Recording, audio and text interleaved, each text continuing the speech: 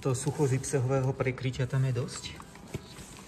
Koľko sa prekrýva? Až toto končí skoro na celé. Skoro na celé, perfektné. Ešte skúsim. Pevné, to je teda akože poriadne.